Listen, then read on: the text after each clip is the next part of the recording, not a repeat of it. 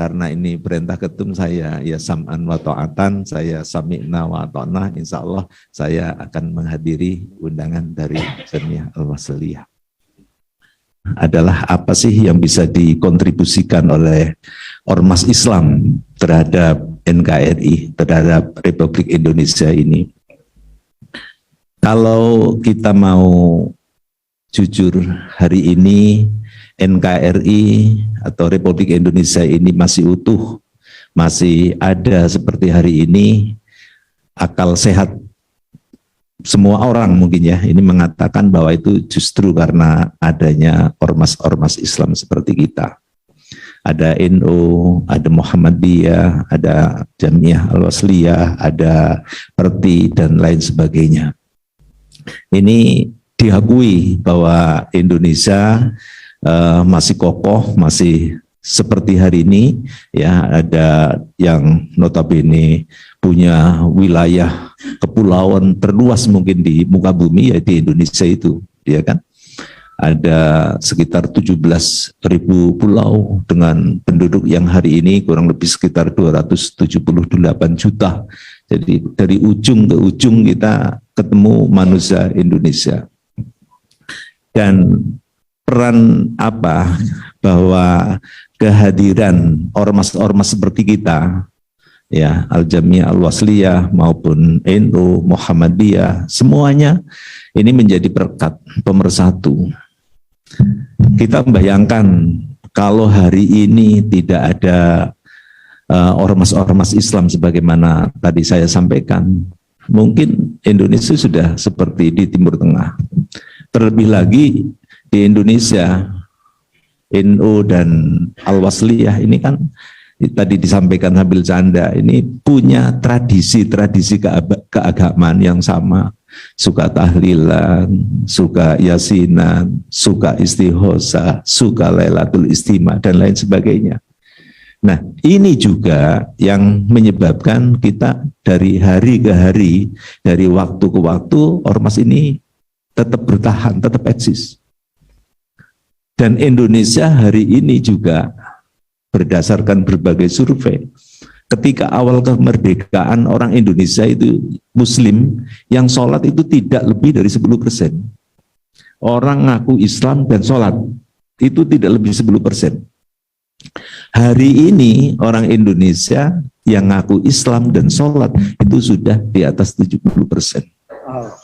Alhamdulillah, ini luar biasa. Jadi ketika ada pihak yang mengatakan bahwa Muslim Indonesia begini, minus, ini sebenarnya nggak benar.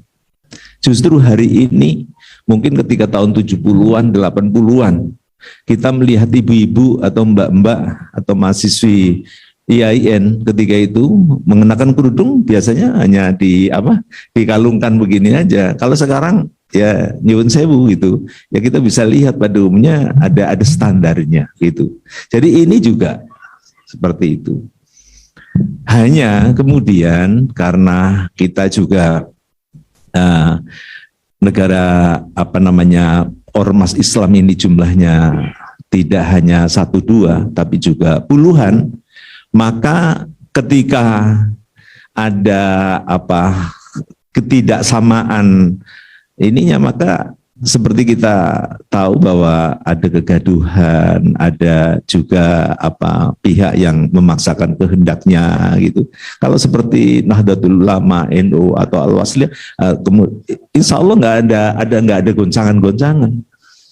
Nah, hari ini seperti kita saksikan, ada kemarin ada Khilafatul Muslimin di Lampung ditangkap.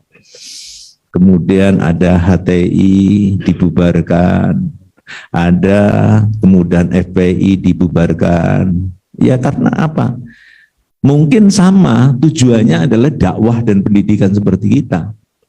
Tapi mereka tidak berhenti bahwa kita sepakat bahwa Indonesia adalah negara yang berdasarkan Pancasila dan Undang-Undang Dasar 45. Kita bukan negara khilafah lagi. Urusan khilafah ini sudah berakhir sejak Perang Dunia Pertama. Ketika ada Turki Utsmani dan kemudian Turki Utsmani kalah perang, kemudian Turki Utsmani, bekas-bekas negara-negara yang ada di bawah Turki Utsmani, khilafah ketika itu ada kurang lebih 30 negara, ya kan? Itu sudah menjadi negara-negara republik masing-masing. Nah, kalau hari ini kemudian isu itu dimainkan, diolah dan lain sebagainya, tentu di situ akan menimbulkan kegaduhan, kemudian juga salah paham, kemudian juga goncangan-goncangan sosial. Oleh karena itu saya kira ya kita terutama Nahdlatul Ulama dan juga Al-Jamiyah Al-Wasliyah itu gelombangnya sama. Kita nggak pernah di NU, karena saya juga baca sejarah, alhamdulillah juga itu kan sama ininya, rujukan guru-gurunya, sanad ilmunya itu sama gitu. Jadi kita nyaris nggak pernah tidak pernah bersentuhan, tabrakan atau apa, enggak gitu. Dan hari ini PBNU juga ini nanti kalau yang berkembang itu NU hari ini itu dijadikan rumah besar bagi semuanya gitu. Jadi tidak hanya milik satu partai atau hanya partai tertentu yang ada di PBNU, tidak. Tapi di NU itu ya kan semuanya ada, ya kan, boleh semuanya ada. Nah, jadi itulah sangat kemudian ada ya biasa di media ada suasana kini seperti itu ya biasa. Jadi kalau kiai-kiai dari Al-Wasliyah dari PBNU ini pada umumnya ya ini seneng canda, seneng sumringah ya karena kita meyakini itu, ya kan. Nah inilah Bapak Ibu saudara-saudara sekalian, saya kira tantangan kita ke depan dan juga hari ini kita sama-sama ya, kita bukan sebagai ormas yang mau menjadi kompetitor negara, itu bukan ya. Kita bukan mau jadi kompetitor negara atau menjadi musuh negara, bukan. Kita menjadi bersinergi, ya kan? Jangan sampai kita ya karena ya termasuk juga NU, Jamiyah Al-Wasliyah, kemudian juga Muhammadiyah. Saya kira kita udah sepakat bahwa negara kita adalah negara yang berdasarkan Pancasila, Undang-Undang Dasar 45 yang di dalamnya nilai-nilai Islam masuk. Kita yang mendesakkan, kita yang menawarkan. Nah, ketika yang menarik lagi ya, mungkin ini juga kenapa sih kok ada ormas-ormas Islam baik yang lama maupun bentukan baru ini kok selalu saja ada benturan, kerjanya ngeritik negara. Nah, ini juga lagi-lagi ini kan persoalan teks ya. Teks kitab suci dalam hal ini Al-Qur'an itu kan bisa dipahami secara letterlek ya, secara normatif, kemudian hasil pemahamannya menjadi keras. Nah, ini diolah ya kan, negara munculnya harus menegakkan hukum yang sesuai dengan bunyi teks ini. Nah, sementara kita ini pada umumnya memaknai itu disesuaikan dengan konteks. Nah, ini yang benturan-benturan seperti itu sampai hari ini, dan mungkin juga sampai kapan, ini pasti ada rasa-rasa seperti itu. Ya, di permukaan kayaknya selesai, tapi ya klandestin di berbagai wilayah itu selalu kita rasakan ada, nggak puas gitu. Ada pihak-pihak yang nggak puas dengan NKRI ini. Dari waktu ke waktu, itu maupun di masa Orde Lama, Orde Baru, Orde Reformasi, selalu ada kelompok-kelompok yang klandestin tadi, kelompok-kelompok yang ada nampak, ada nggak nampak, tapi itu selalu kritik negara. Nah, kita mungkin yang dianggap sudah selesai dalam hal memahami dasar-dasar negara dengan negara. Kita NU, Al-Jamiyah Al-Wasliyah itu sudah selesai. Ya sudah, negara bentuknya adalah negara Republik NKRI, tapi nilai-nilai agama itu harus masuk gitu. Maka ini juga saya yakin mungkin di Al-Wasliyah juga sedang gencar. Ketum kami ya Pak Yai sekarang ini sedang gencar sekali bagaimana menjamiahkan jamaah. Jadi ada diksi baru yang muncul yang menarik, itu namanya menjamiahkan jamaah. Jadi karena jamaahnya ini banyak sekali, mungkin kalau menurut hasil survei orang yang ketika disurvei mengaku warga NU, bukan anggota NU, di NU istilah anggota itu agak kurang ya Pak ya, tapi warga. Jadi warga itu longgar sekali, longgar. Jadi warga NU dengan warga Al-Wasliyah itu ya sama aja. Kalau ngerasa NU ya jadi NU. Orang Al-Wasliyah ngerasa NU jadi NU. Nggak ada KTP NU, enggak. NU itu pokoknya yang penting siapa? Suka yasinan, suka tahlilan, suka dibaan, kunut. Ya simbol-simbol tadi itu apa namanya? Amalia tertentu. Nah, plus kok ngerasa saya NU, ya NU. Jadi nggak harus ada KTP, Kartanu apa itu, malah sekarang Kartanu di stop ya. Kita di moratorium dulu, ini malah disalahgunakan. Terlebih tahun-tahun politik, ya kan, orang menjadi kartu itu dijual belikan. Jadi longgar sekali. Jadi DNO hari ini ukurannya itu kata ketum ini, pokoknya kalau orang ngaku NU ya sederhana kok gitu. Apa ya tadi senang dengan simbol-simbol amalia tertentu, kemudian ngerasa saya NU ya NU. Jadi tidak perlu punya Kartanu atau telah mengikuti pengkaderan tertentu, tidak. Yang penting ngerasa oh saya NU. Apa pikiran-pikiran sanad keilmuan NU itu menjadi top mind gitu, menjadi rujukan, maka dia menjadi NU gitu. Kira-kira seperti itu. Jadi nggak ada harus gini, nggak bisa, ini harus pakai sarung, ini harus pakai jubah, ini pakai serban, jidatnya harus hitam. Enggak. Ya, yang penting menerima konstruksi berpikir keilmuan yang ada di NU, kemudian yang bersangkutan merasa NU itu sudah menjadi warga NU. Gitu. Sederhana kan ya, jadi sederhana. Nah oleh karena itu, karena sudah besarnya warga atau jamaah, kita ini kan berorganisasi Pak Ketum ya, Pak Sekjen, ini bukan hanya ngurusin jamiah ya, tapi juga ngurusin jamaah. Nah, tapi bagaimana sekarang menjamiahkan jamaah biar menjadi menjadi produktif. Nah kalau jamaahnya nggak jelas, kita mau menjamiahkannya juga gimana, mengorganisnya gimana, itu. Nah sekarang ini di PBNU ada kemarin baru juga di launching proses pendidikan. Selama ini ada 3 tahap gitu ya.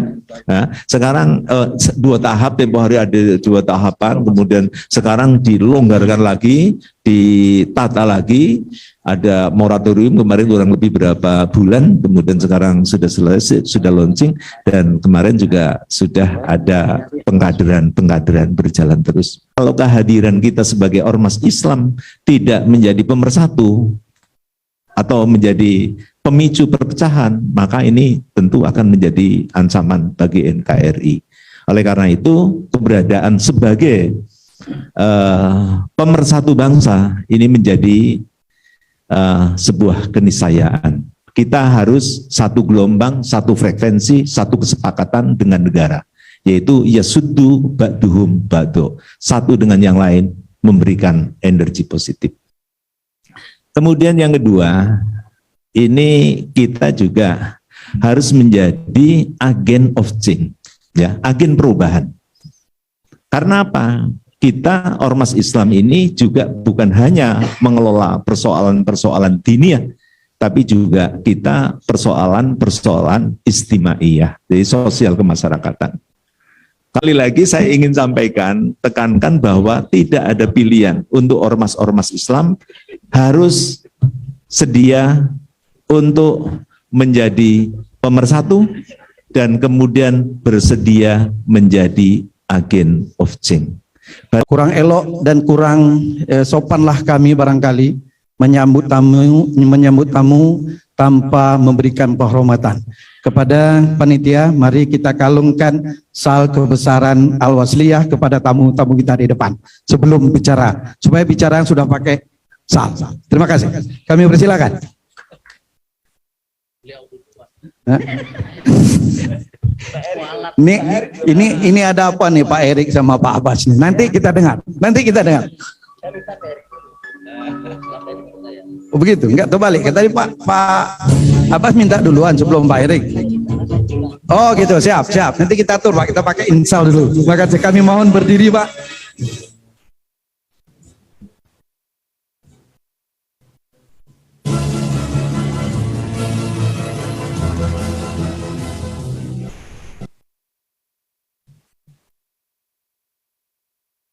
Siapa duluan kita tanya?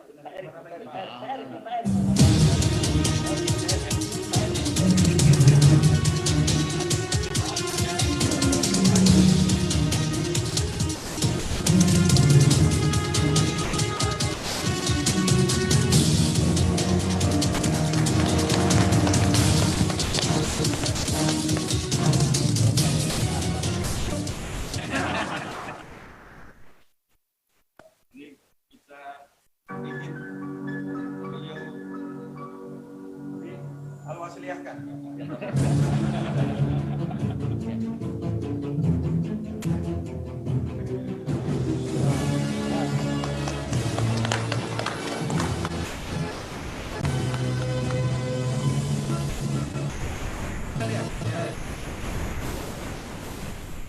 Kalau ini nggak ada masalah sama NU. Warnanya udah sama.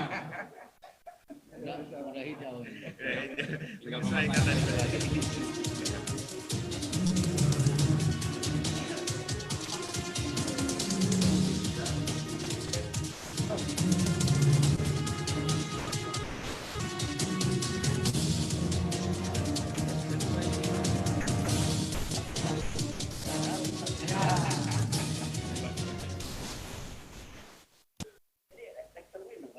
Ya, Pak Abbas minta diambil foto dulu katanya. Kita bukan jelas.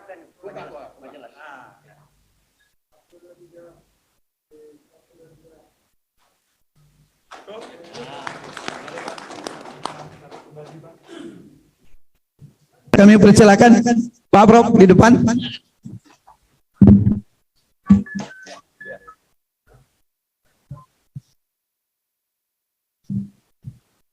Baik, terima kasih. Assalamualaikum warahmatullahi wabarakatuh. Waalaikumsalam warahmatullahi wabarakatuh. Alhamdulillahirabbil wassalatu wassalamu ala asyrafil anbiya wal mursalin wa ala alihi wa ashabi ajmain amma ba'du. Qala Allah ta'ala fil Qur'anil karim minasyaitonir rajim bismillahirrahmanirrahim wa'tasimu bihablillah jami'an wa la tafarraqu. Sadaqallah. Ini karena waktunya terbatas jadi saya mencoba bicara seefektif mungkin nih Pak Rektor di depan Pak Menteri ya. Ini jam tangan saya ini kalau saya tarik maka dia akan putus dan dia akan jatuh dan kemungkinan besar jam tangan saya ini akan berantakan dan tidak punya arti lagi. Timbul pertanyaan, kalau jam tangan saya ini saya tarik dan putus, di manakah dia akan putus? Pak Ketua Umum, di mana dia akan putus Pak Ketua Umum? Logikanya tinggi. Dia akan putus di bagian terlemah.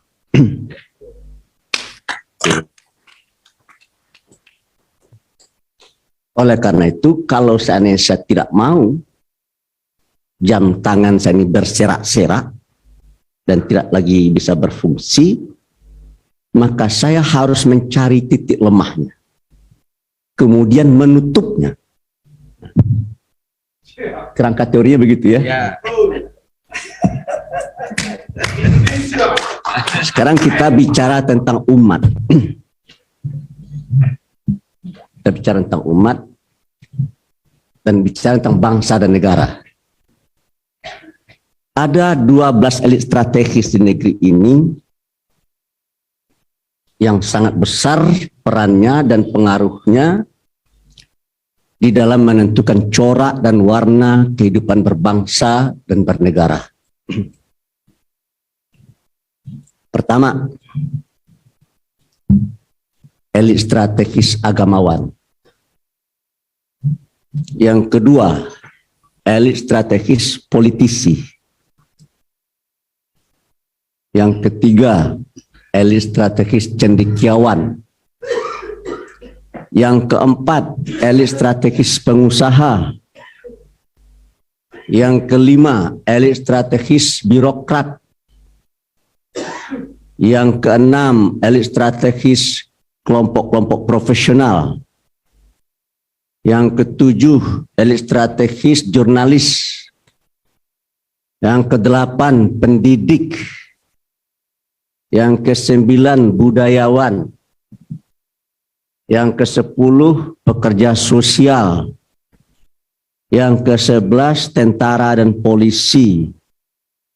Yang ke-12, para penegak hukum.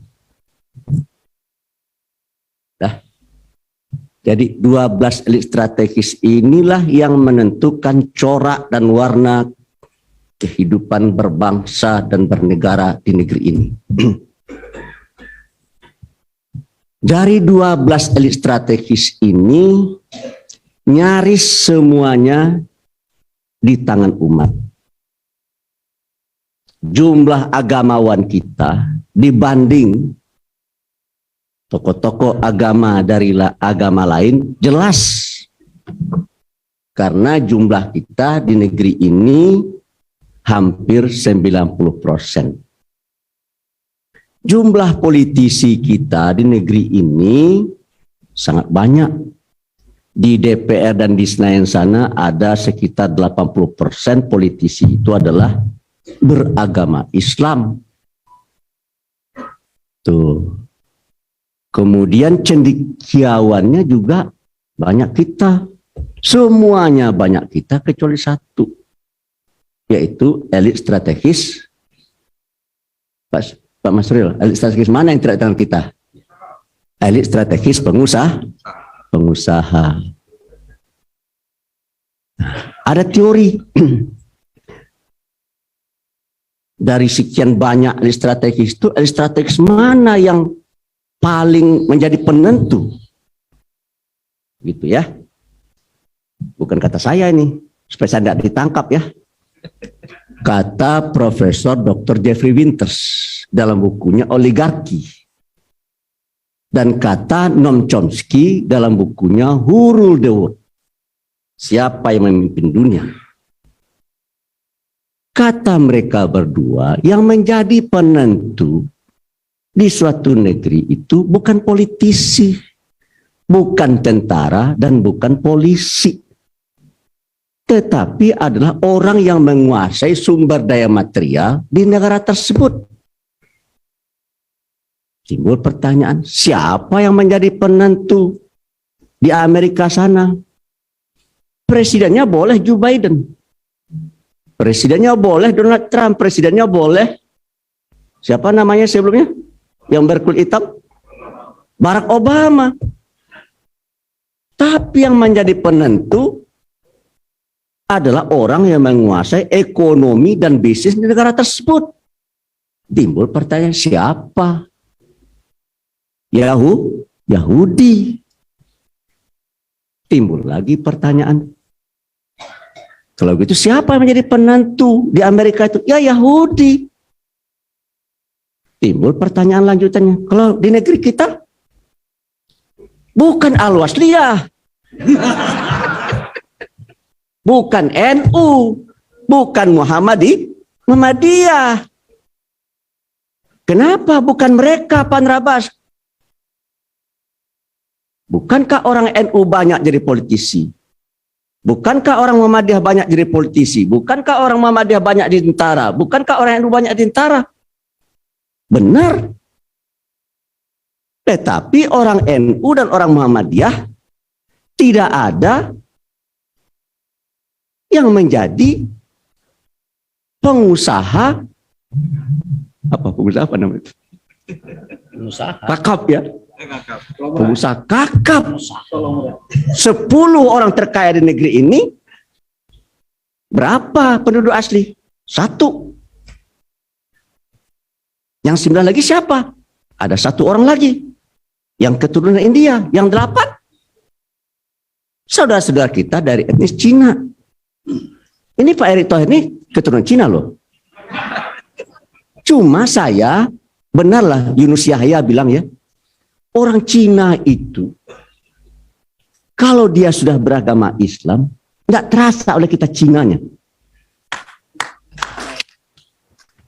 Ini Pak Erick Thohir sengaja saya omongkan Kak Bini supaya dia jawab nanti semuanya gitu ya. Nggak, saya maaf saja ya, saya nggak merasa. Pak Erick Thohir ini saya tahu lah silsilah Cina, tapi saya nggak merasa beliau Cina. Itulah sebabnya Yunus Yahya bilang supaya ada hubungan baik antara penduduk asli dengan etnis Cina, tirulah Thailand. Di Thailand orang Cina beragama Buddha. Di Filipina orang Cina beragama Katolik. Di Indonesia tidak. Oleh karena itu bagi saya Pak Erick Thohir, karena dia menyatu dengan kita, tidak ada. Saya terus terang saya, kalau Pak Erick Thohir mau jadi calon presiden, saya dukung. Serius ya, serius. Cuma bersyarat. Apa syaratnya Pak Andrabas? Saya termasuk orang kecewa dengan Pak Erick Thohir, kecewa. Janji dengan saya 3 bulan yang lalu sampai hari ini tidak terwujud. Sementara beliau, saya ini kan orang Muhammadiyah ya. Muhammadiyah kan ya? Meskipun dikasih baju ini ya. Muhammadiyah saya. Hah? Iya, makanya Pak Erick Thohir berkeliaran ke pesantren NU, ke pengurus NU, ke pengurus Muhammadiyah belum datang. Saya bilang sama teman-teman saya, jika hal-hal yang seperti ini terus diberlakukan oleh Pak Erick Thohir, saya kampanye untuk jangan memilih Erick Thohir. Kalau nggak datang ke Muhammadiyah. Kalau nggak datang. Kalau janji sama saya, janji dengan saya, pengusaha-pengusaha Muhammadiyah musawan sama beliau, dijanjiin terus. Sementara beliau berkeliaran di NU. Emangnya NU saja di negeri ini? Itu. Ini. Itu gambar yang paling ujung. Gambar yang paling ujung, Dr. Yusnar Yusuf mengeluh. Apa yang dikeluhkannya? Pak Andrabas, emangnya di negeri ini hanya NU Muhammadiyah saja? Itu Pak Rektor. Ini Pak Rektor ini orang akademisi kan ya? Ya. Oleh karena itu, ini karena waktu terbatas ini ya.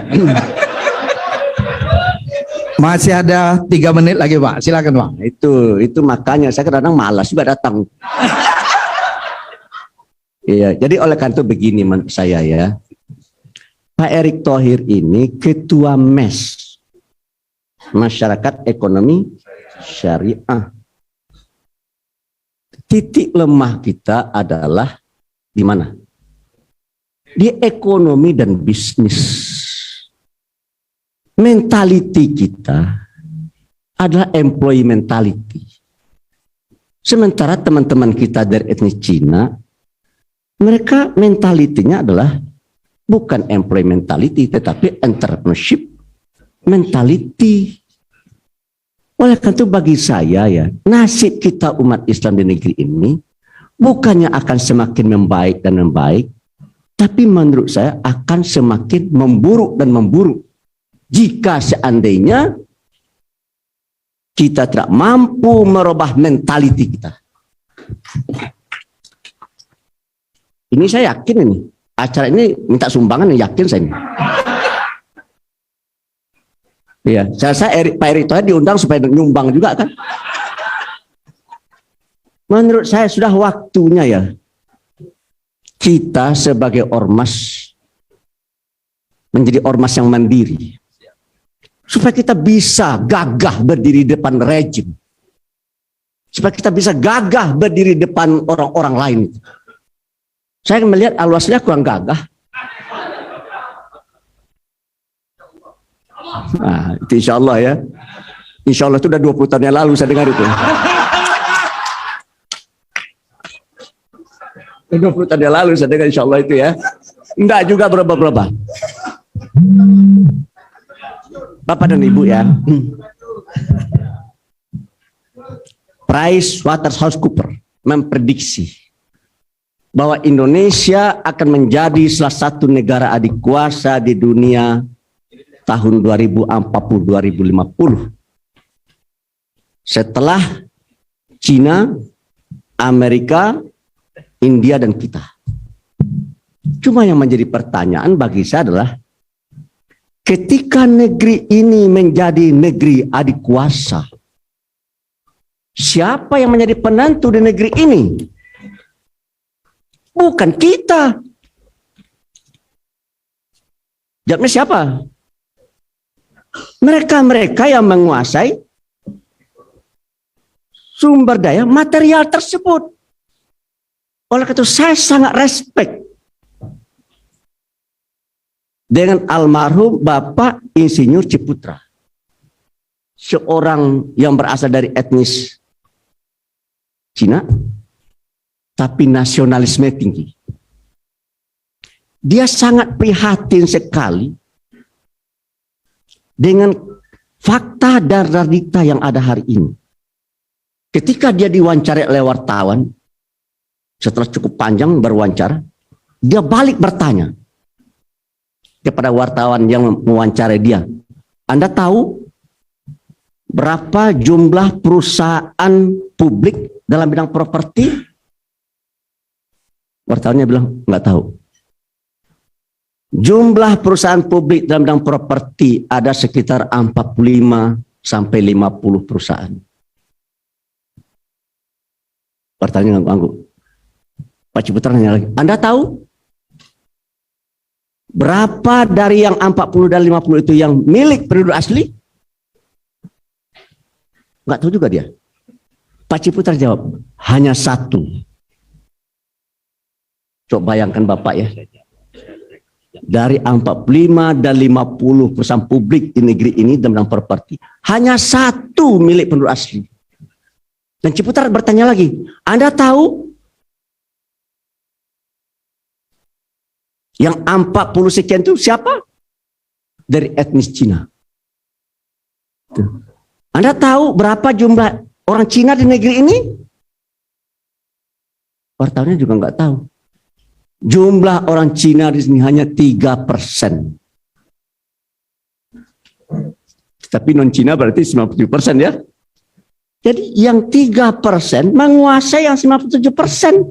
Pertanyaan saya, adilkah ini? Tidak adil.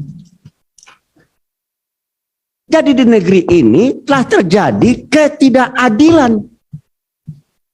Ketidakadilan apa? Saya mengistilahkannya dengan istilah ketidakadilan proporsional. Semestinya dari 10 orang terkaya di negeri, 9 beragama Islam. 1 tidak yang beragama Islam. Terus Pak Nurabas ingin mengecilkan mereka. Saya tidak ada punya niat untuk mengecilkan mereka. Dan saya tidak punya niat sedikit pun untuk memusuhi mereka.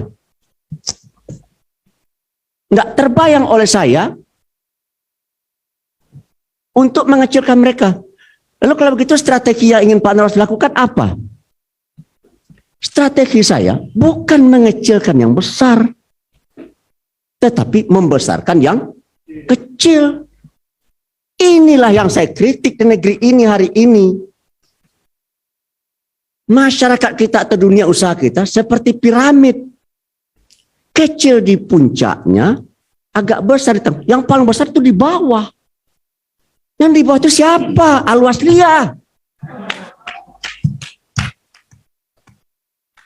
Tersinggung ya Pak, tersinggung. Ya kita-kita ini begitu. Lalu kalau begitu apa keinginan Pak Nurabas? Mumpung Menteri BUMN-nya Pak Erick Thohir, saya minta supaya ada affirmative action. Kok tepuknya nggak keras?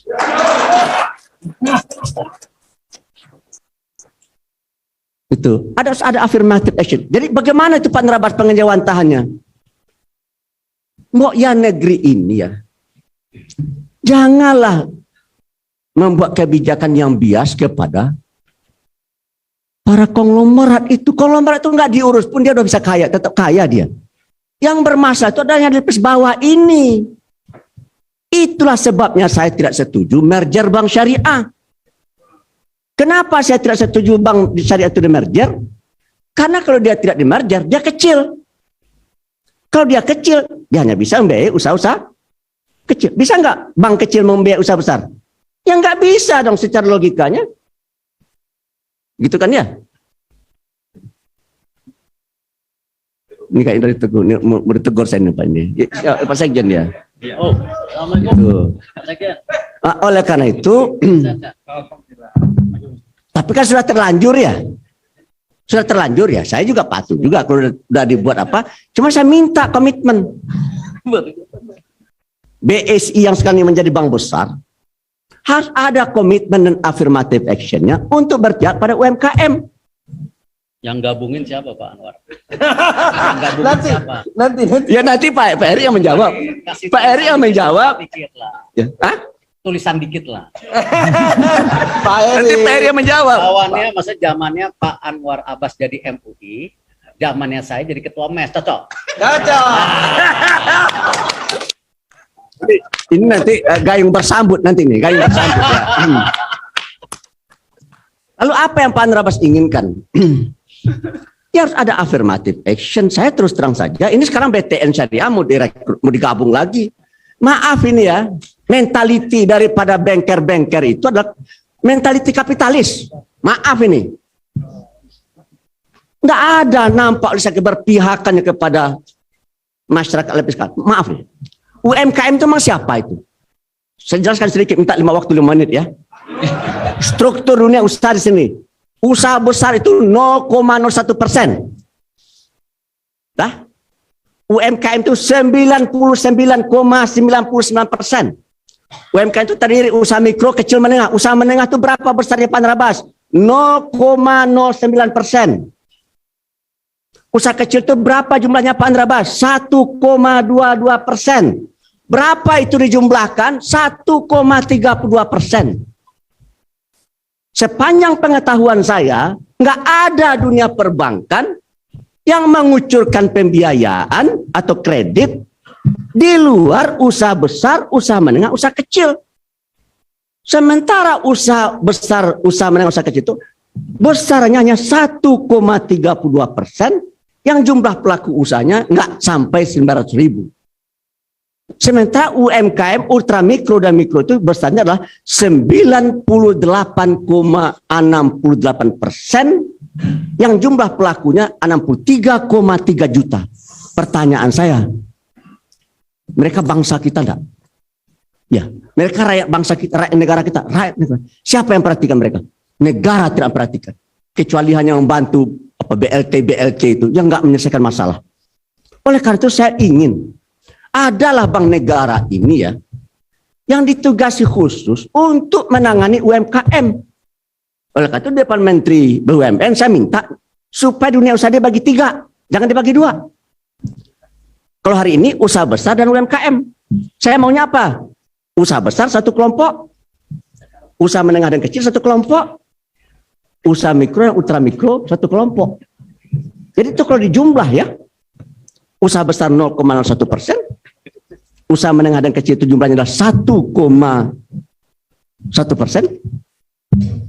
usaha mikro dan ultramikro jumlahnya adalah 1,32%, 98,68%. Nah, mumpung Pak Erick Thohir ada bersama kita ya, kita minta komitmen daripada Pak Erick Thohir. Untuk apa Pak Erick Thohir datang ke sini kalau tidak ada komitmennya? Komitmen apa? Tolonglah yang namanya pemerintah ini memiliki affirmative action terutama untuk kelompok mikro dan ultramikro. Saya sedih sekali. Saya ini orang Minang. Baru tahu kan saya orang Minang kan ya? Yang restoran Padangnya jual babi. Saya pergi ke kampung saya. Bapak tua datang menemui saya dari Bukit Tinggi ke Payakumbuh. Buya, tolonglah kami Buya. Apa yang mau saya tolong? Ini di kampung kita ini ada Bank 46. Bank 46. Saya kira Bank BNI. Enggak. Bank 46. Apa maksudnya Bank 46 itu? Bank 46 itu dipinjam 4, dibayar 6. Dalam jangka 10 minggu. Jadi bunga yang dibebankan oleh mereka itu kepada si peminjam 50%. 1 tahun berapa minggu? Banyak yang nggak tahu juga 1 tahun berapa minggu itu. 50 minggu. Berarti suku bunganya adalah 5 kali 50 berarti 250%.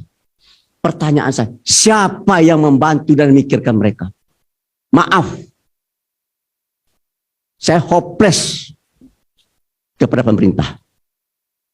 Dan supaya sakit hati Pak Erick Thohir, cukup sekian. Assalamualaikum warahmatullahi wabarakatuh. Ya, untuk jangan dibuka Pak, karena Bapak orang Wasliyah. Pakai Pak. Pakai Pak. Nah, nanti marah nih Pak jamaah Pak. Maaf saya, karena sudah saya. Kalau Bapak boleh buka setelah di mobil Pak. Tidak ada yang tahu. Kami persilakan Pak Menteri. Balas pantunnya mudah-mudahan enak kita dengar. Terima kasih.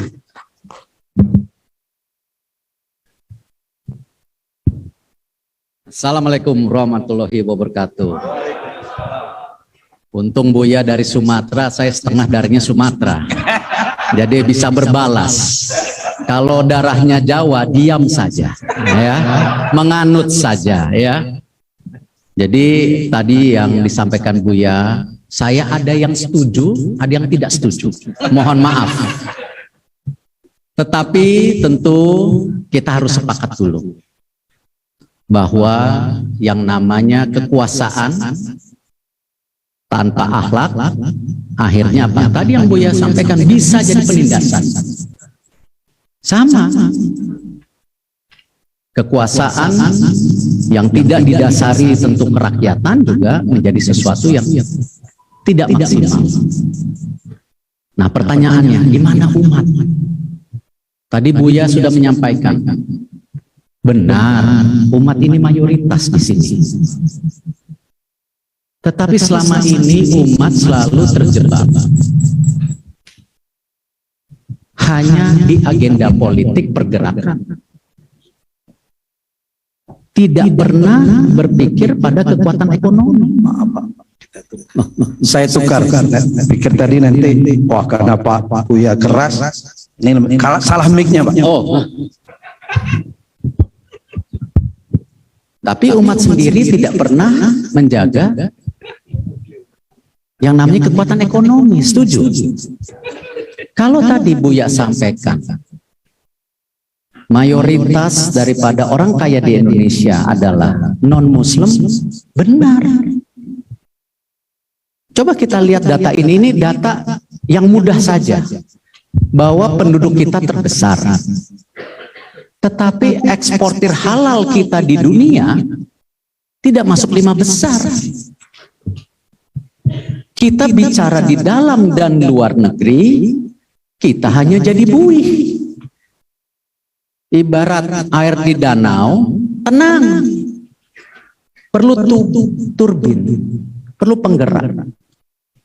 Makanya saya setuju juga sama Buya, perlu diintervensi.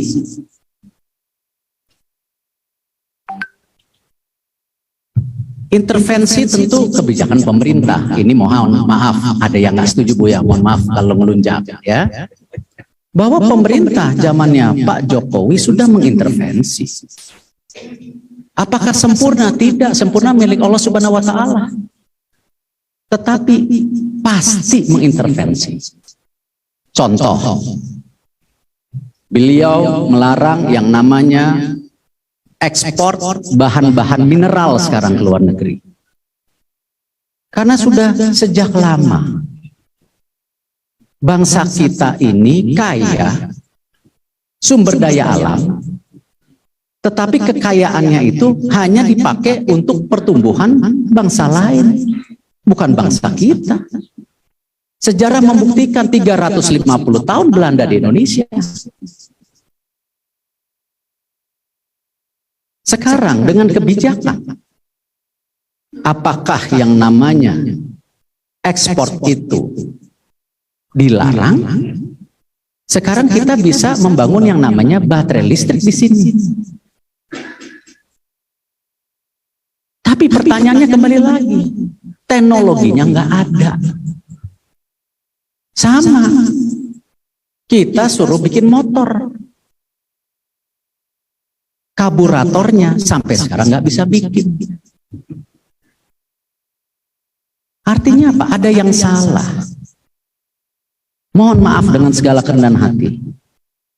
Kedua belah pihak salah. Pemerintah selama ini tidak berani mengintervensi. Kita juga umat nikmat menjadi buih, bukan jadi ombak.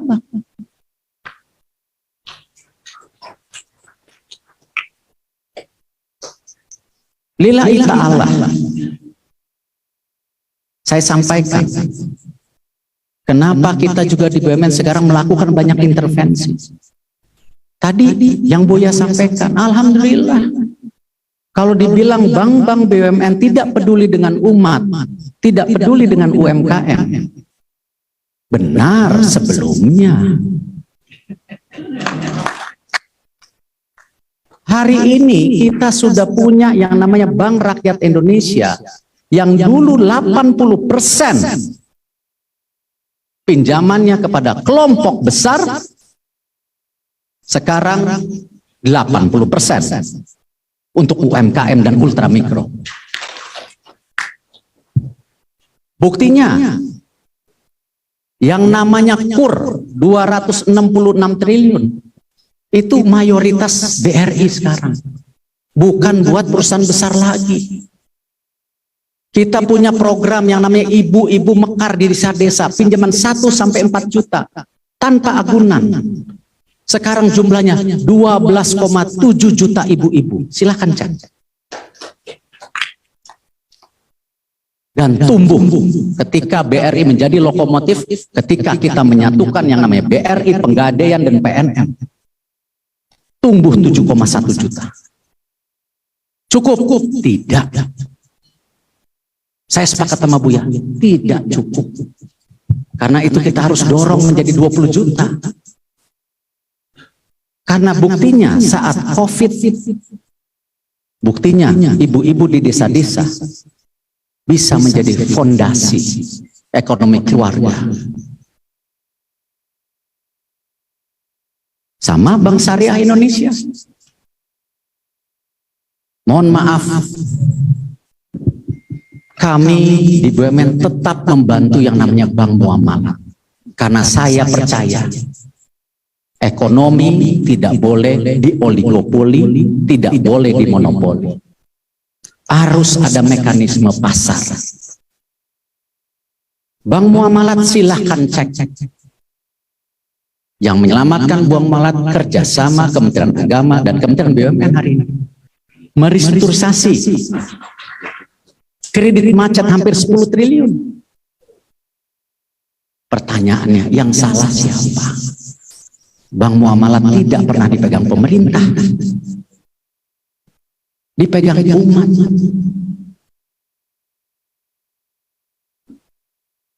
Tapi saya rasa dengan segala kerendahan hati, ya biarkan kami di BUMN juga terus mentransformasi BUMN kami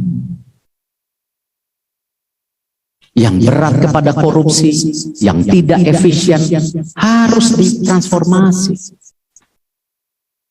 Suka tidak suka BUMN yang tadi yang Buya sampaikan menyeimbangkan juga yang namanya ekonomi bangsa. BUMN ini sepertiga kekuatan ekonomi Indonesia. Karena itu amanahnya dan tanggung jawabnya saya lakukan. Dari 108 BUMN dikecilkan menjadi 41 supaya apa? Efisien.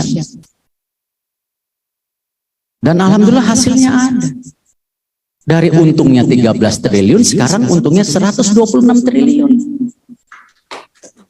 Silahkan diaudit. Nah, sama BSI. BSI-nya harus besar. Apakah bank-bank syariahnya harus tutup? Tidak. Itu persaingan mekanisme pasar. Karena itu BSI pun, di sini datanya kita lihat, kita dorong. Ini pertama kali dalam sejarah Republik kita punya bank syariah masuk 10 besar di Indonesia. Dan sekarang sudah mulai kelihatan bagaimana 637 pesantren. Ya, ini kita dorong dengan perputaran uang 178 miliar. Apakah UMKM-nya masih kecil, tapi ini langkah yang harus kita lakukan. Sama dengan Pertashop, itu 36 pesantren. Masih kecil, tapi sudah kita melangkah. Lalu, Bank Wakaf Mikro bukan punya BUMN. Ini kebijakan dari OJK dan BI kalau tidak salah. Tapi apa? Perlu pendampingan, perlu pendanaan.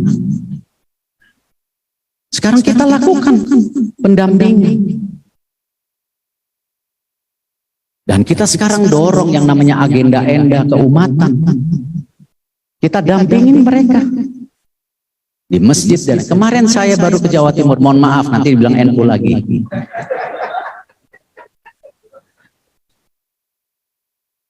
Di pesantren kemarin kita dorong vokasi.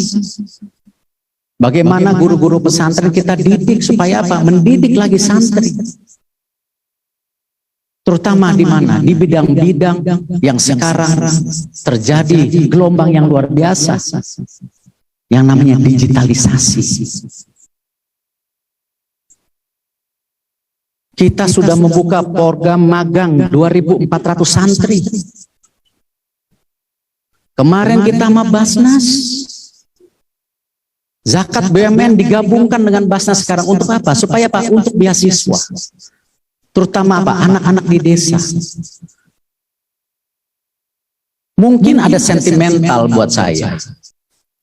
Karena almarhum bapak saya, Haji Muhammad Thohir, usia 10 tahun, miskin, yatim, desa, dari Gunung Sugih, silakan cek. Desanya bagus, Gunung Sugih, kata-kata Sugihnya bagus, gunung lagi. Tapi miskin. Beliau merantung ke Tanjung Karang 10 tahun. Jadi pengusaha sukses. Memang tidak masuk top 10. Tapi sempat masuk top 40 sebelum beliau meninggal. Bisa kalau mau. Dan saya setuju sama Abah. Pola pikir yang kita kurang.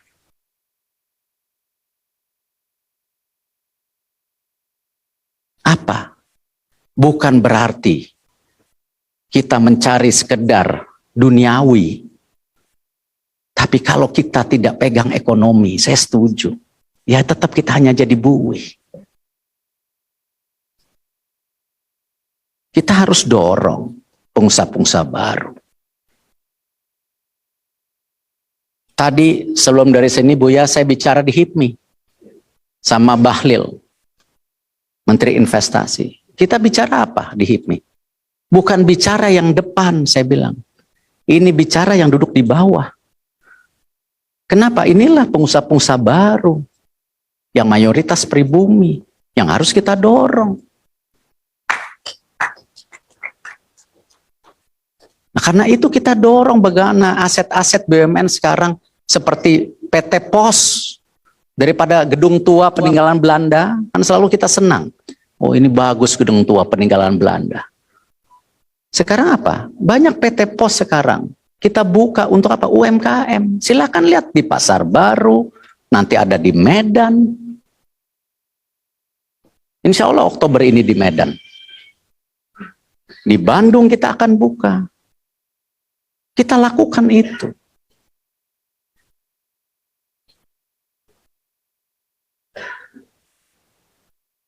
Dan saya berharap sebuah perbedaan yang kita punya. Jangan terus dikotomi. Ada Arab lah, ada Cina lah, ada Sunda lah, ada Padang lah. Siapa yang mesti disalahkan? Ketika kita lahir, emang kita bisa memilih kita melahir di mana? Bisa kita memilih? Bisa? Akhirnya apa? Ya memang kita sebagai bangsa Indonesia lahirnya. Atau kita mesti tes DNA semua? Kita ini dari mana?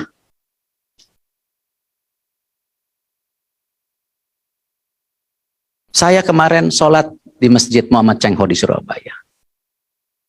Ada 50.000 masyarakat Tionghoa jadi Muslim. Apa kita bedain mereka? Saya sangat berharap jangan pernah pertanyakan kita siapa. Yang penting kita pertanyakan kontribusi kita apa.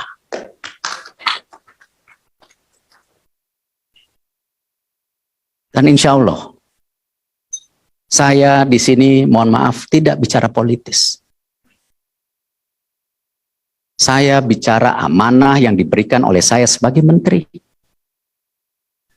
Dan insya Allah program-program yang saya dorong bukan program karena saya jadi menteri. Tidak mungkin 12,7 juta ibu-ibu Mekar setelah saya tidak jadi menteri, menteri berikutnya memberhentikan program itu, didemo sama ibu-ibu itu nanti. Jangan juga kita hanya mengambil kebijakan karena jabatan kita.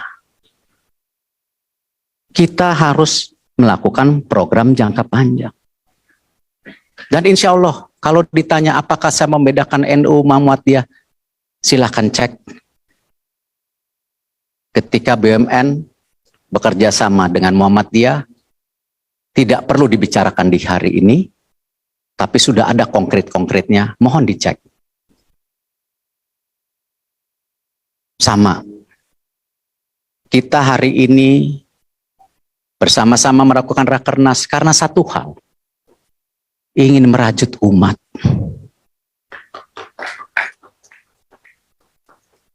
Tetapi tentu ini era demokrasi. Era demokrasi ini semua berhak menyampaikan pendapat. Dan jangan pernah tarik lagi keputusan demokrasi kita ini dirubah menjadi sebuah negara yang tidak kita kenal. Justru dinamikanya di sisi. Dan saya berharap tentu inspirasi umat harus terus kita dorong. Karena apa? Kita mayoritas. Harus kita lakukan, harus kita suarakan. Tapi suara tidak cukup. Harus perlu dua hal. Intervensi dan kesepakatan. Ekosistem bisa terjadi kalau ada kesepakatan. Percuma diintervensi. Kalau tidak, kita punya kesepakatan. Berapa banyak tanah yang sudah dibagikan oleh pemerintah dari zaman sebelumnya sampai hari ini. Tapi setelah turun-menurun, tanahnya dijual kembali. Kenapa kalau kita lihat perkebunan yang besar, grup-grup besar, kenapa? Ya karena dulu dijual lagi punya kitanya.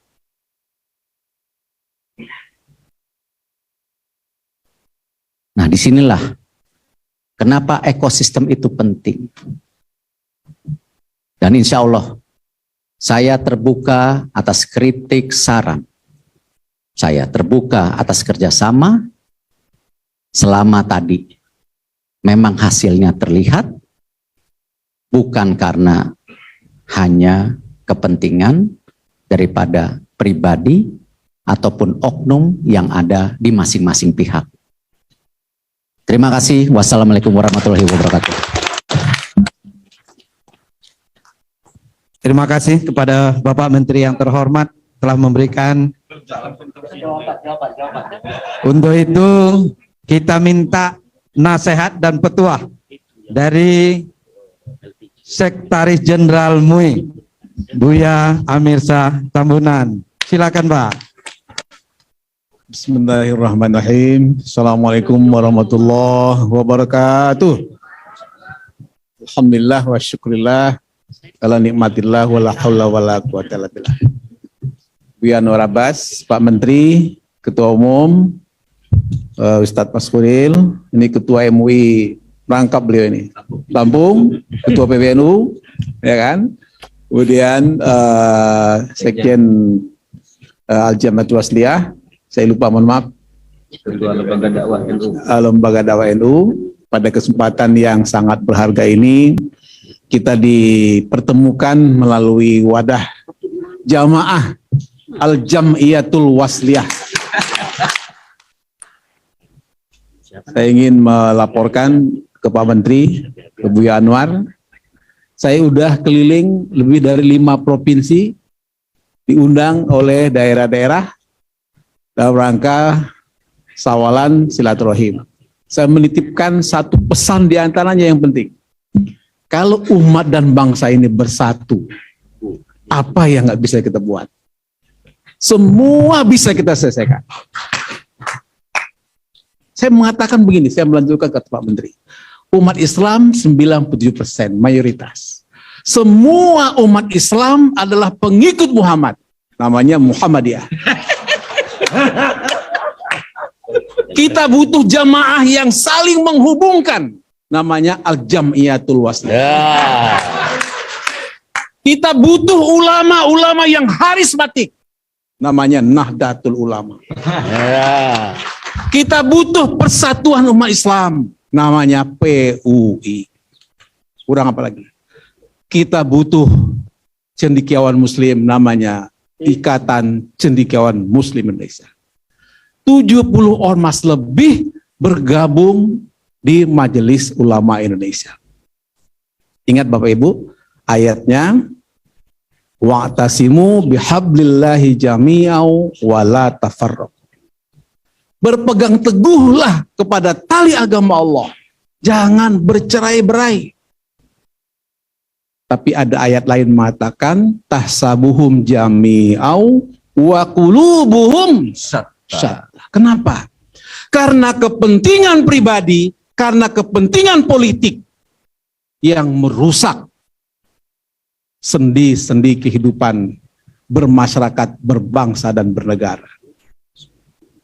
Karena itu saya sering mengatakan, pilihan politik boleh beda, tapi ukhuwah satu, harga mati.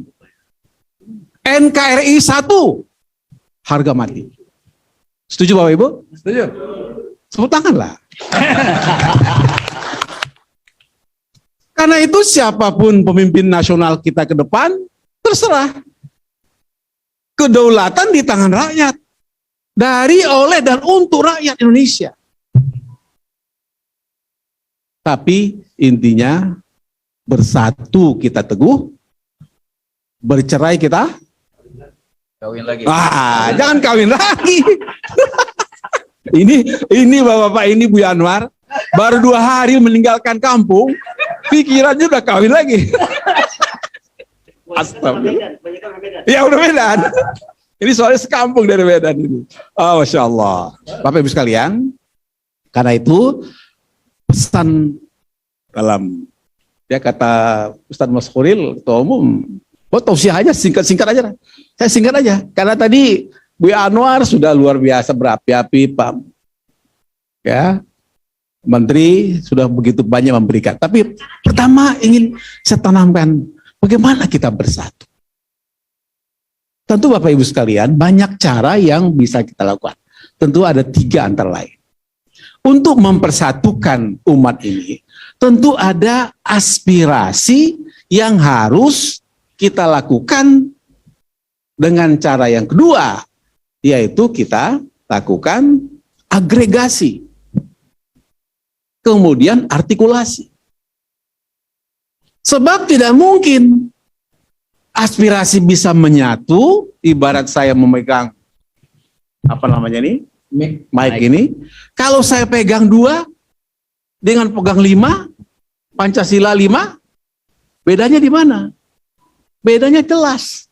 Beda.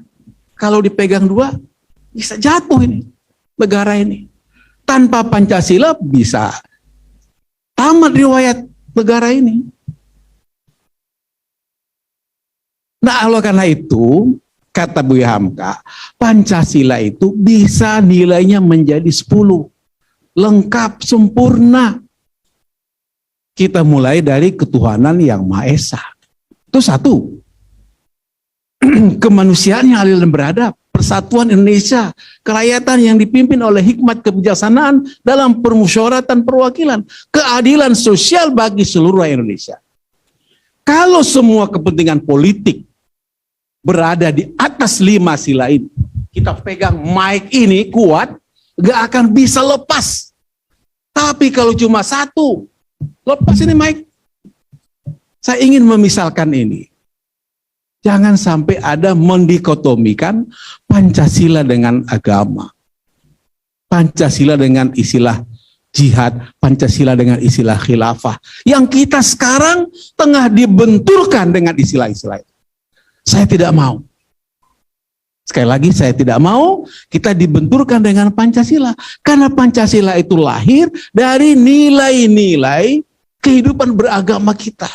Di mana tokoh-tokoh bangsa kita, dari NU, Kiai Hasyim Asy'ari, Ki Bagus Hadikusumo dari Muhammadiyah, dari Al-Jamiatul Wasliyah, dan segala macam. Dengan susah payah merumuskan nilai-nilai Pancasila itu.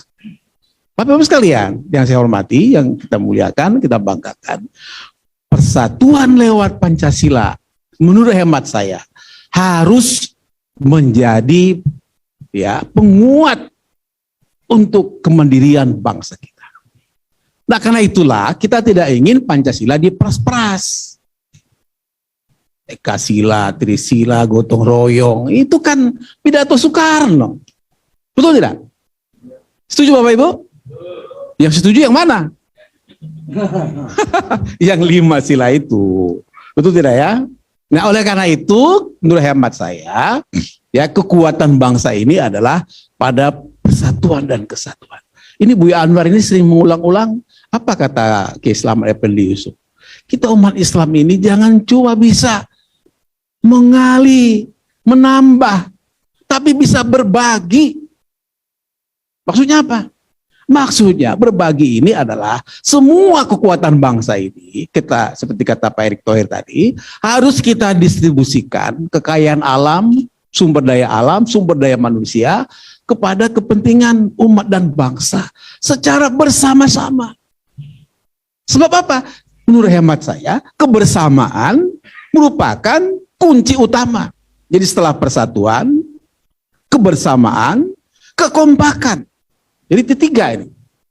Kekompakan ini tidak mungkin bisa terwujud menjadi kohesivitas sosial kalau ekonomi kita ini hanya dinikmati segelintir orang. Hanya dinikmati oleh sekelompok orang. Siapa yang menikmati ekonomi ini sekarang? Coba saya tanya. Saya tanya Ustaz Masrul. Siapa sekarang yang menikmati ekonomi kita? Sekelompok orang ini siapa Ustaz? Susah ngomongnya. Oh, kok susah ngomongnya? Oligarki. Jangan takut-takut. Jangan teman-teman ada Pak Menteri takut ngomongnya. Betul nggak Pak Menteri? Diam Pak Menteri. Anwar sering mengatakan seperti itu. Oligarki ini adalah rakyat Indonesia yang harus kita ajak. Jadi prinsip dakwah kita melalui MUI, melalui Ormas adalah dakwah kita harus mengajak, bukan mengejek. Itu satu. Merangkul, bukan menonjok atau memukul. Kan gitu. Titipan Ketua Umum MUI begitu Pak Kiai Muftul Ahyar. Ya kan? Sekarang beliau ketua Rois Am. Masih ketua umum MUI, Pak Mukri. Beliau masih ketua MUI. Karena itu ditetapkan oleh Munas. Kan gitu ya. Nah, oleh karena itu dakwah kita harus kita perkuat. Saya ulangi ya. Mengajak bukan mengejek, merangkul bukan memukul, mendidik bukan membidik, dan seterusnya dan seterusnya. Ini kita ketahui bahwa kekuatan umat untuk kita persatukan tentu melalui dakwah. Kenapa? Karena dakwah ini adalah ruh dan semangat kita untuk mempersatukan umat dan bangsa ini. Yang terakhir tentu apa yang dikatakan oleh Rasulullah SAW melalui kekuatan silaturahim kita, karena al-wasliyah ini adalah al-wasalah yang saling menghubungkan. Man ahabba ayyubsatu lahu fi rizqihi wa ansa'alahu fi atharihi falyasil rahimahu. Saya kira pendiri al-wasliyah mengambil dari kata silaturahim itu. Untuk apa? Untuk memperkuat silaturahim kita, memperbanyak rezeki, memperpanjang umur. Buya Hamka itu udah meninggal lama, tapi namanya masih dikenal oleh bangsa Indonesia sampai saat ini, bahkan oleh seluruh dunia internasional. Kenapa? Karena Buya Hamka adalah orang yang istiqomah, dan saya ingin kita semua tentu mengikuti pikiran-pikiran Buya Hamka, sikap dan sepak terjang beliau, supaya umat ini bermartabat dan supaya bangsa ini terus bersatu dalam rangka untuk berdaulat. Burung irian, burung cendrawasih. Cukup sekian dan terima kasih. Wassalamualaikum warahmatullahi wabarakatuh. Waalaikumsalam warahmatullahi Terima kasih Pak Buya kita yang telah menyampaikan nasihat. Ada satu kata kunci, bersatu. Nanti Pak ada dari Wasliyah foto persatuan. Kami persilakan Ketua Umum untuk memberikan aplaus kepada orang-orang besar yang ada di depan kita. Kami Saya persilakan. mohon kita berdiri semua. Saya mohon kita berdiri semua. Karena saya merasakan bahwa ini adalah satu rahmat bagi Al-Jamiyatul Wasliyah. Salatullah, salamullah ala Toha Rasulillah, salatullah, salamullah ala Yasin Habibillah. Terima kasih. Kita berikan aplaus kepada beliau-beliau yang depan. Assalamualaikum warahmatullahi wabarakatuh. Pak Menteri yang kami hormati, sahabatku, saudaraku dari pengurus besar Nahdlatul Ulama, saya urut karena beliau-beliau sudah duluan hadir. Yang hadir malah 2 orang, Buya Abbas. Luar biasa respon untuk dari Nahdlatul Ulama. Siap. Kemudian dari pimpinan pusat Muhammadiyah diwakili oleh Buya. Luar biasa Anwar Abbas, yang kita kenal memang begitu mode beliau. Dan Pak Erik sudah sangat paham itu. Kemudian ditutup dengan tausiah singkat oleh sahabat saya, guru kita Buya Dr. Amir Syah Tambunan. Juga dari Muhammadiyah. Jadi hari ini 2 di kanan saya NU, 2 di kiri saya Muhammadiyah. Oh 3.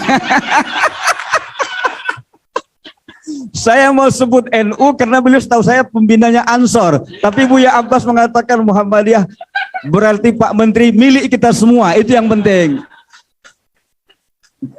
Jadi di akhir nanti saya akan berharap kami berfoto bareng. Saya berharap nanti antara saya, Muhammadiyah, NU, dan kita semua saling berangkulan. Pak Menteri, saya berharap dari pertemuan hari ini, dari pertemuan kita hari ini, tidak sekedar pertemuan di sini.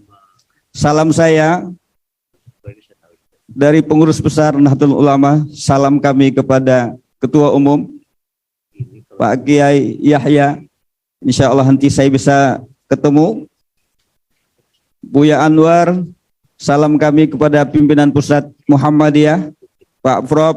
Haidar Nasir, insya Allah kami bisa bertemu. Kalau Buya Emir Shah hampir setiap saat kami ketemu di Majelis Ulama. Jadi momentum ini adalah momentum yang luar biasa. Satu kata dari kami hari ini adalah Al-Jam'iyatul Wasliyah hari ini, saat ini mencatatkan di forum terhormat ini, membuktikan Wasliyah bisa mendudukkan Nahdlatul Ulama, Muhammadiyah, dan Menteri BUMN sebagai upaya kita untuk mensejahterakan umat ke depan. Dari sisi agama ini yang hadir, dari sisi ekonomi ada Pak Erick Thohir, dan saya yakin pada satu saat umat Islam akan menjadi penentu terbaik untuk kehidupan negeri yang tercinta ini. Allahu Akbar. Terakhir, Pak Erick, kami sering punya simbol begini, membangun jembatan penyeberangan, semua kita bisa melakukannya. Tapi membangun jembatan hati, tidak semua orang bisa melakukannya. Alhamdulillah hari ini Wasliyah menyambungkan jembatan hati itu. Karena Wasliyah maknanya persaudaraan yang tidak pernah putus. Kami berharap, jujur saja, kalau disebut Pak Anwar tadi, apakah ada permintaan untuk Pak Erick hari ini? Tidak ada. Rakernas ini mandiri, insya Allah. Tapi kalau diberikan, itu memang hak Al-Jam'iyatul Wasliyah.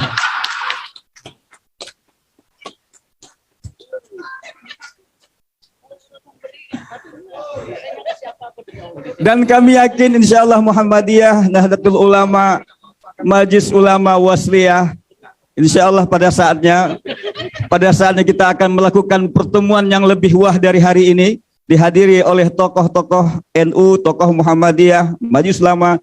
Kami berharap pada saatnya Pak Erick bisa kita lakukan silaturahmi nasional yang nanti barangkali bisa difasilitasi oleh Al-Jam'iyatul Wasliyah, bisa Muhammadiyah, bisa NU, bisa Majelis Ulama. Dengan demikian kita bisa mengatakan inilah dia yang disebut dengan Indonesia Islam Wasatiyah, insya Allah. Saya pikir inilah, tidak baik saya berkata lama-lama. Di akhir ini saya menyampaikan sebuah buku bagi kita semua. Di jamaah kami belum dikasih buku ini, Bu Yaam. Ini judulnya adalah Al-Wasliyah Menuju Satu Abad. Sudah dikasih anggotanya. Sudah dikasih. Tapi mau pulang nanti, Bu ya. Ini ditulis oleh saya sendiri sebagai salah satu bukti bahwa kita ingin Wasliyah bisa dikenal semuanya, termasuk Wasliyah bisa setara, bisa duduk sama seperti sore hari ini dengan sahabatku dari Nahdlatul Ulama, dengan Muhammadiyah, dengan Majelis Ulama Indonesia, malah berdampingan dengan Menteri BUMN kita. Saya pikir ini, terima kasih atas kehadiran semuanya, khususnya tamu-tamu terhormat kita di forum terhormat seperti ini. Insya Allah mudah-mudahan ini keberkahan bagi Al-Jam'iyatul Wasliyah yang mengambil tema pada hari ini adalah kolaborasi dan transformasi. Untuk apa? Untuk menjadikan Wasliyah menjadi organisasi yang insya Allah maju dan modern. Ini menjadi tagline kita ke depan. Nasrum minallah wa fathun qarib wa basyiril mu'minin. Wallahu muwaffiq ila aqwamit thariq. Wassalamualaikum warahmatullahi wabarakatuh. Waalaikumsalam. Baik, kami mohon berdiri yang di depan untuk foto persatuan. Seperti yang disampaikan Buya Amir Shah tadi. Foto persatuan dari Al-Wasliyah, kita saling rangkul tangan. Menyatakan inilah simbol dan tokoh ya, nasional kita, bersatu kita maju, bersatu kita kuat. Ya, baik, rangkul Pak. Masalah foto gampang Pak, nanti kami kirim semua. Siap Pak. Jadi apa ya? 3 bulan lagi.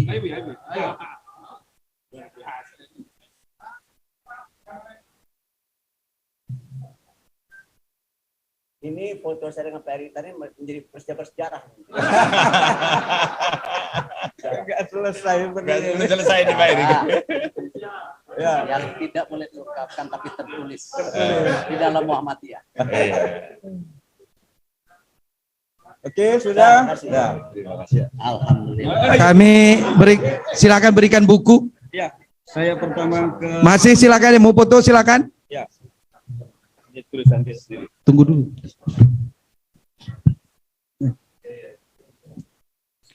Silakan. Pak Prof. Terima kasih. Ribut ini. Bentar. Baik.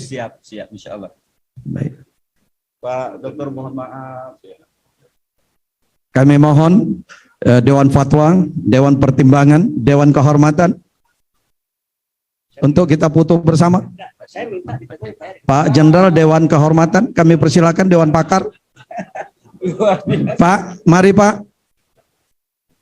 Ya, Pak Kiai, Amim, Pak Jiji, sudah pulang? Pak Sekjen. Cepat Pak, karena Pak Erik mau berangkat, take off. Masya Allah. Ayo. Jiji, sini Pak. Kasih. Ini tokoh-tokoh ulama kami, tokoh pakar kami. Untuk foto bersama, kita berdiri dulu biar diambil. Nanti kami dimarahin lagi tuh. Kepala Rusia dengan Pak Erik. Oh, ya. Sama aja Pak, sama ya. Susunnya Pak. Baca susunnya Pak. Ya. Silakan, cepat. Iya. Ya Al-Wasilah di KBRI, silakan. Baik, saya dampingi. Saya dampingi kepada Sekjen. Dewan Pakar.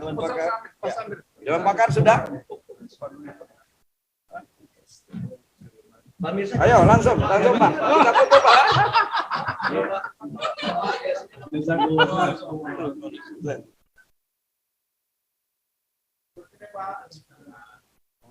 Mau melangkah.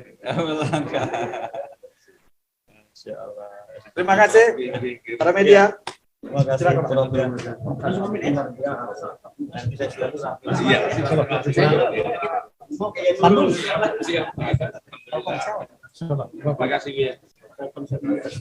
Terima kasih.